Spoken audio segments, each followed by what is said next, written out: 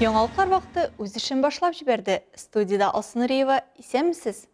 Нефтяник һәм Акбарс командалары арасында иптәшләрчә матч узды. Әлмәт районында бөртекле культураларны җыю дәвам итә. Калабызда яшерен лаборатория табылган. Әлмәт районында бөртекле культураларны җыю дәвам итә.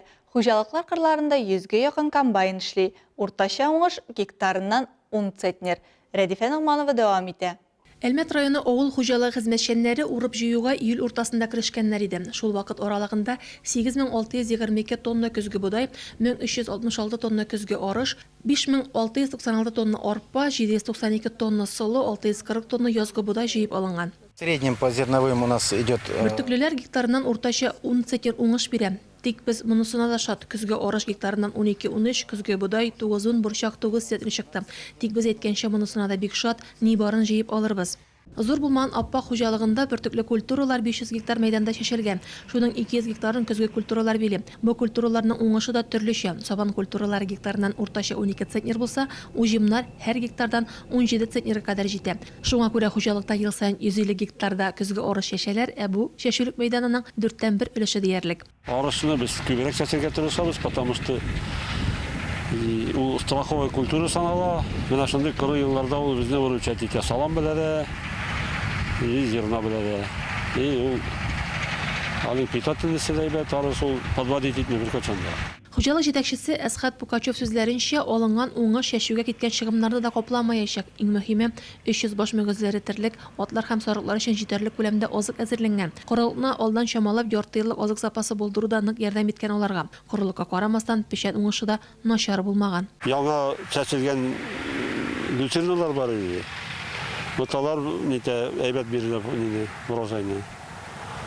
И менә инде язгы дымнар да бит инде булды. Карлар бит инде күп булган иде, шулар да берим совсем нитмәде тиге. Поддержка булды инде шуның өчен.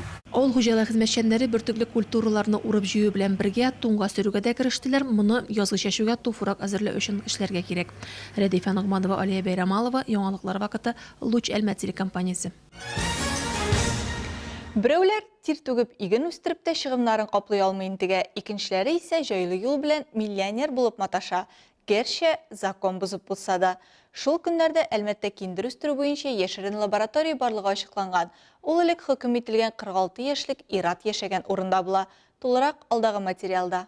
Тикшерү барышында Иратның 68 яшьлек әнисенең фатирында да законсыз эш алып барганлыгы ачыклана. Бирдә наркотик үсемлекләр үстерү өчен барлык шартлар булдырылган. Үсемлекләр өчен вентиляция, яктылык белән җиһазландырылган, җылылык тартмаларына кадәр куелган була. Бер фатирда 38, икенчесендә 18 шүлмәктә үсемлекләр һәм үсемлек чыганагы булган савыт табыла. Химик тикшерүләр нәтиҗәләре буенча үсемлекләрнең киндер һәм кулга алынган матдәләрнең барлыгы 80 грамм авырлыктагы марихуана икәнлеге ачыклана. Химик тикшерү нәтиҗәләре буенча үсемлекләрнең киндер алынган матдәләрнең 80 грамм күләмдә марихуана булуы ачыкланды. Моннан тыш полиция хезмәткәрләре фигурант яшәгән фатирда наркотиклар сатудан кергән 4 миллион 300 мең сум акча, кәрәзле телефоннар, электрон үлчәүләр һәм наркотикларны төрү җайланмаларын табып алды. Ират сүзләренә караганда, ул киндер үстерү белән 2019 елдан бирле шөгыльләнгән, әнисен бу эшчәнлеккә агымдагы елның февраль аенда җәлеп иткән. Хәзерге вакытта шикләнелүчегә каршы җинаять эше кузгатылган. 3 август көнне Әлмәт Луч телекомпаниясенең яңалыклар редакторлары Рәдифә Ногманова һәм Альбина Әглиуллина Бөгелмәдә урнашкан Русское радио медиа холдингына кунакка бардылар. Анда чакырылуларның төп сәбәбе Әлмәт телекомпаниясенең 30 еллык юбилее. Шул уңайдан алар Татарстанның көньяк-көнчыгышы радио тыңлаучыларын телекомпанияның тарихы белән таныштырдылар. Тулырак алдагы сюжетта. Бай зауыклы заманча милли рухлы радио дулкыннарына рәхим итегез. Якташ тапшыруы Бөгелмәнең 103 FM шансон радио ешлыгында эшләп килә. Әлеге тапшыруның авторы Луч телекомпаниясенең Бөгелмәдәге махсус хәбәрчесе Ойгөл Шәрәфиева. Тапшыруның төп үзенчәлеге татар тематикасы. Әлеге тапшыруда татар тарихына тукталалар, рус телендәге татар сүзләрен искә алалар, кеше бәхетенең нәрсәгә бәйле булуын ачыклыйлар. Стала ведущей программы «Новости». То есть попали в руки специалистов, которые учителя. Учителя были замечательные. Әлмәт Луч телекомпаниясының яңалыклар редакторлары Альбина Әглиуллина һәм Рәдифә Нугманова Татарстанның көньяк-көнчыгышы радио тыңлаучыларын чыга торган тапшырулар үзләре белән таныштырып киттеләр.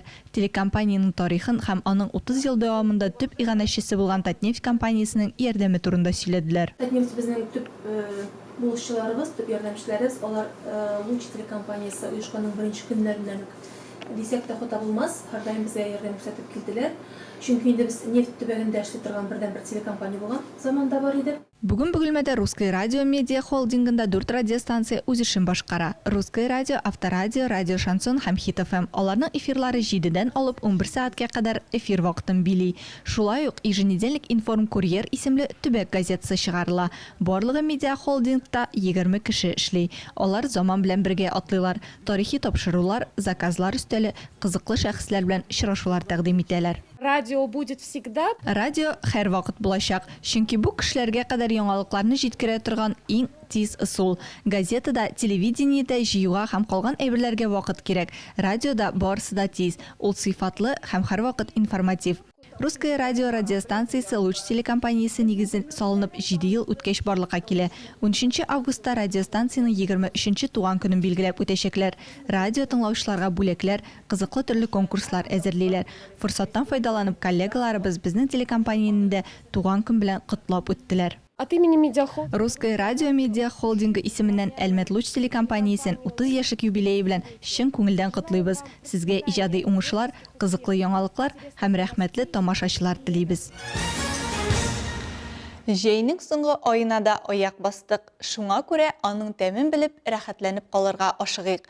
6 август көнне нефтчеләр башкаласында яшәүчеләргә һәм калабыз кунакларына Татарстан нефтенең 60 еллыгы исемендәге шәһәр мәдәният һәм ял паркы күңел ачу программасын тәкъдим итә.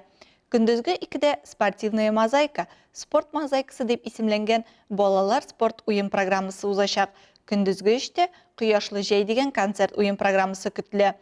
Кичке 7дә әлмәтлеләрне театраль җомгага чакыралар. Әлмәт театры артистлары театраль җомга проекты кысаларында шәһәр паркы сәхнәсендә тыкрыкта булды бу хәл спектаклен тәкъдим итә. Спектакль татар телендә булачак.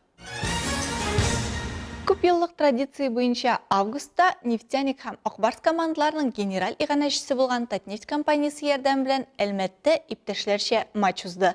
Дусларча уенда Лина Хәсән шәһәрендә булып кайтты. Уен юбилейный быз сараенда бара. Беренче 20 минут хоккейчылар өчен күрәсең җылыну гына булган. Шуңа күрә тәнәфескә бүленгәндә таблода 0 генә яна. Мин бәләкәй чакта Ияндагы күлдә үзебезнең һәм күрше авыл малайлары хоккей уйный. Бәләкәйдән кешәкә белән йөгерешче спортчылар күреп үскәнгә мин хоккейны бик яратам. Әлбәттә дә хоккейны яратучылар бик күп җанатарлар трибуналарны тутырган. Таләпләр шикле булу сәбәпле аренада нибары 500 кешене генә кабул итәргә рөхсәт ителде. Шуңа да уенга эләгүчеләрне бәхетлеләр исәбенә кертергә була. Рифат Садырдинов, Мөслим егете, калабызда чагыштырмача күптән түгел яши. 2016 елдан бирле нефтяник командасы өчен җан ата икән. Һәрвакытта да җиңү телибез, һәрвакытта да югары урыннарда булсын. Нефтяник өчен җиңү бүгенге көндә инде бүгенге уен әйбәт кенә тигез уен булсын. Акбарс командасы өчен җан атучылар күрше шәһәрләрдән дә килгән. Без кызыбыз белән Бөгелмәдән килдек, Акбарс командасының җиңүен телибез. Ике команда үзебезнеке булгач, кем өчен дә җан атарга белмәүчеләр дә бар. Ни дисәң дә уен шәп бара. Во, отлично. За обоих. Джордан Уилл һәм Кирилл Петров передачаларынан счетны Пер Линдхельм аша. Икенче уен уртасында Кирилл Петров үзе Акбарс өстенлеген арттыра. Тиздән бер алка кертеп, ниһаять нефтяникның беренче шайбасы исәпкә алына. Аны Александр Ляхов передачасы белән Сергей Купцов кертә. Нефтяник! Шайба! 3-20 минутлык хәлит кеш була. Анда Александр Бурмистров Акбарсның чираттагы санлы өстенлеген гамәлгә ашыра. Ә ахырда тагын бер алка нефтяникның буш капкасына эләгә. Исәп 1-4. Булит сериясендә казанлыларның Бурмистров, Панюков һәм Уилл тырышлыгы нәтиҗәле булды. Бу матчка билет сатудан кергән барлык крем балалар слэдж хоккейын үстерүгә юнәлдереләчәк. Лина Хәсәншина, Алия Байрамалова, яңалыклар вакыты, Луч Әлмәт телекомпаниясе. Бу сезгә җиткерәсе соңгы мәгълүматыбыз иде. Мин Алсу Нуриева һәм монтажер Алия Байрамалова сезнең белән саубуллашабыз. Игътибарыгыз өчен рәхмәт.